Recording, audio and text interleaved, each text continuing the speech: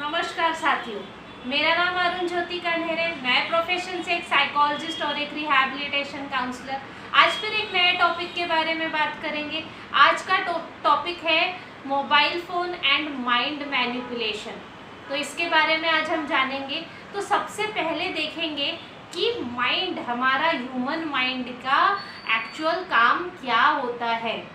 तो हमारा human mind जो है उसका एक्चुअल काम होता है सोचना, थिंकिंग करना, देन लर्निंग करना, कोई नई चीज़ लर्न करना, कुछ नया क्रिएट करना, क्रिएटिविटी, नई चीज़ें क्रिएट करना, वो एक होता है। डिसीजन मेकिंग होता है, प्रॉब्लम सॉल्विंग हमारा माइंड का एक्चुअल क्वालिटी होता है। तो ये कुछ हमारे माइंड की ओरिजिनल क्वालिटीज़ है। तो देखते हैं ये क्वालिटीज़ को कैसे मोबाइल फ़ोन अफेक्ट करता है या मैनिपुलेट करता है। तो सबसे पहली चीज़, जब हम मोबाइल फ़ोन देखते हैं तो हमारे अंदर एंजाइटी बढ़ती है। एंजाइटी, आपको पता है, ये एक साइकोलॉजिकल प्रॉब्लम है।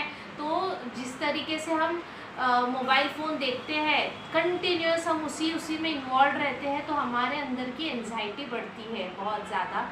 और ये जो ऊपर मैंने चीज़ें बताई, जो माइंड की एक्चुअल क्वालिटीज़ है, वो कहीं ना कहीं अफेक्ट होने लगती है। हमारी क्रिएटिविटी, हमारी थिंकिंग, हमारी लॉजिक, हमारी प्रॉब्लम सॉल्विंग, ये सब अफेक्ट होने लगते हैं। देन फिर नेक्स्ट हम लोग क्या करते रहते हैं, मोबाइल पे कंटिन्यूस ऐसे एग्रेसिव वीडियोस आते रहते हैं, जो हम लोग, उसका कंटेंट आप देखिए एग्रेसिव होता है ना। कभी कभी एंगर क्रिएट करता है, कभी कभी सेक्सुअल डिज़ायर क्रिएट करता है, जो आगे चल के क्रिमिनल एक्टिविटीज़ तक को लीड कर सकता है।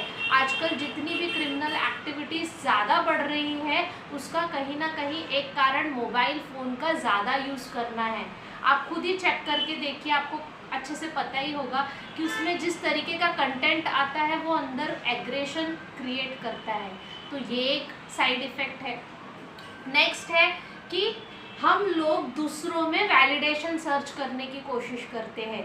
हम लोग कोई भी चीज़, हम लोग कैसे दिख रहे हैं, कैसे हम लोगों का गुण है, ये सारी चीज़ें हम लोग सोशल मीडिया पे से लोग हमारे फ़ोटोज़ को लाइक कर रहे हैं कि नहीं, ये हम दूसरों के नज़रों में अपने वैलिडेशन देखने की कोशिश करते हैं। देन हम लोगों को एक हैबिट हो गई है कि इंस्टाग्राम, फेसबुक या यूट्यूब, इसमें जो वीडियोस आते हैं उसको स्क्रॉल करते रहते हैं, एक के बाद एक ऐसे स्क्रॉल करते रहते हैं जिसमें हमको टाइम का पता ही नहीं चल जाता, कितना टाइम उसी में वेस्ट हो जाता है। और हम लोग फिर बहुत देर तक उस कंटेंट के बारे में ही दिमाग में चलते रहता है कि अच्छा वैसा हुआ था, ऐसा हुआ था, ऐसा करना चाहिए। तो काफ़ी चीज़ें, टाइम भी वेस्ट होता है और काफ़ी हमारा माइंड इसमें मैनिपुलेट हो जाता है। नेक्स्ट, हम लोग जो प्रैक्टिकली हम लोगों ने काम करना चाहिए, हमारे दिन भर दिनचर्या में जो हमने काम करना चाहिए, वो काम ना करते हुए हम लोग अननेसेसरी चीज़ों में ज़्यादा टाइम वेस्ट करने लगते हैं, जिससे फिज़िकल प्रॉब्लम्स भी हमारे बहुत सारे बढ़ जाते हैं। जैसे कि हमारा वेट गेन हो जाना, या फिर हमारे साइकोलॉजिकल प्रॉब्लम्स भी बहुत सारा बढ़ जाता है ना। तो ये सारी चीज़ें हम प्रैक्टिकली वर्क नहीं कर पाते हैं, एक अलग ही दुनिया में हम मोबाइल फ़ोन के थ्रू चले जाते हैं। नेक्स्ट होता है, बच्चों के साथ बहुत ज़्यादा ये चीज़ हो रही है। छोटे बच्चों का जो माइंड है ये ग्रोइंग स्टेज में होता है, तो जितना मोबाइल देखते हैं उसमें पता भी आपको नहीं चल पाता कि ऐसे ऐसे कंटेंट बच्चे देख लेते। एक भी बार ऐसा कंटेंट देख लिया, कुछ गलत कंटेंट, तो वही उनके दिमाग में चलते रहता है। ऐसा क्यों? क्योंकि ग्रोइंग माइंड है, हमारे अंदर क्यूरियोसिटी रहती है, तो उनके अंदर क्यों नहीं? उनके अंदर तो और ज़्यादा रहती है क्यूरियोसिटी। तो फिर उनके अंदर वो चीज़ें आती है कि अरे ऐसा कर सकते हैं, ये ऐसा क्यों हो रहा है, मैंने भी ट्राई करना चाहिए। एग्रेशन, बहुत अलग चीज़ें। फिर अलग आगे चल के बच्चा अलग बिहेवियर शो करने लगता है। फिर पेरेंट्स को, हमको ऐसी चिंता होने लगती है कि बच्चा क्यों ऐसा हो गया करके। तो ये एक चीज़ हो रही है। हमारा जो माइंड है वो एग्जॉस्ट होते जा रहा है, थकते जा रहा है हमारा माइंड। मोबाइल देख देख के इतना टाइम उसमें चला जाता है कि जो क्रिएटिव एक्टिविटी में होना चाहिए वो ना होते हुए हम लोगों का माइंड थक जाता है। थकने के बाद फिर हम लोग दूसरे कामों में फोकस प्रॉपरली नहीं कर पाते हैं, ये एक साइड इफ़ेक्ट है।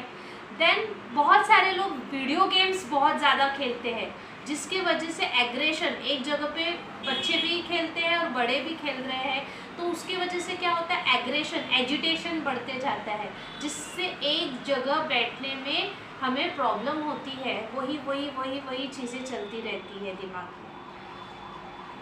और एक चीज़ बहुत ज़्यादा हो गई है कि हमारी लाइफ बहुत ज़्यादा फेक हो चुकी है, ओरिजिनलिटी कहीं ना कहीं खोती जा रही है। मोबाइल फ़ोन की, सोशल मीडिया की दुनिया में ये चीज़ें होती जा रही हैं, तो ये हमारे ऊपर इफ़ेक्ट होता है। तो क्या किया जाए, क्या मोबाइल फ़ोन को छोड़ दिया जाए? नहीं, ऐसा नहीं करना चाहिए। मैं भी ये यूट्यूब वीडियो बना रही हूँ तो मोबाइल फ़ोन के ज़रिए ही बना रही हूँ, लेकिन ये याद रखने की ज़रूरत है कि मोबाइल फ़ोन को हमने यूज़ करना चाहिए, उसने हमें यूज़ नहीं करना चाहिए। तो मुझे पता है कि दिक्कत होती है, लेकिन कोशिश करने से हम लोग डेफिनेटली इससे निजात पा सकते हैं। तो आपको एक एक्टिविटी मैं देती हूँ कि चेक करने के लिए कि आप में मोबाइल फ़ोन की कितनी एंजाइटी है।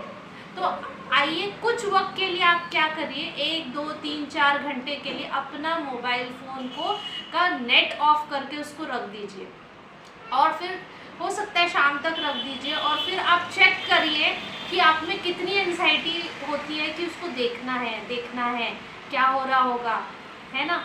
फिर शाम को चेक किया तो तुरंत जल्दी क्या क्या हो रहा है सोशल मीडिया पे, क्या हो गया। तो आप अपनी एंजाइटी लेवल खुद इसमें चेक कर सकते हैं, तो ये एक एक्टिविटी आप कर सकते हैं। कैसे इसका यूज़ रिड्यूस किया जाए, तो आप एक टाइम डिसाइड कर सकते हैं कि मैं दिन में इतने देर ही या इतने बजे ही मोबाइल फ़ोन का यूज़ करूँगा या करूँगी। तो ये चेक करने के बाद शुरुआत में दिक्कत होती है क्योंकि हम एडिक्टेड हो चुके हैं, तो धीरे धीरे इसका टाइम ड्यूरेशन आप बढ़ाते जाइए, और फिर उसी टाइम में ही मोबाइल चेक करने की कोशिश करिए। और उस टाइम में आप कोई क्रिएटिव एक्टिविटी जो आपके लिए अच्छा है, हेल्दी है, वो आप अपने लिए प्लान कर सकते हैं, जो आपको पसंद है। आप अपने हॉबीज़ एनहांस कर सकते हैं, जिससे आपका उस मोबाइल फ़ोन की तरफ ध्यान नहीं जाएगा, आप क्रिएटिविटी में आगे बढ़ेंगे। तो ये आपका माइंड इससे ट्रेन होगा, और धीरे धीरे जिस एडिक्शन की तरफ आप गए थे उससे आप वापस आने लगेंगे, ठीक है। देन एक लास्ट में चीज़ करनी है कि अपना डेली सक्सेस नोट करना है कि आज आपने कितना कम टाइम मोबाइल फ़ोन का यूज़ किया। तो ये सारी चीज़ें करके आप मोबाइल फ़ोन का यूज़ रिड्यूस कर सकते हैं, अपनी खुद की एंजाइटी और अपने आसपास के लोगों की एंजाइटी भी कम करने में आप खुद हेल्पफुल हो सकते हैं। तो होप आपको ये वीडियो पसंद आया होगा। वीडियो को लाइक, शेयर एंड सब्सक्राइब कीजिए।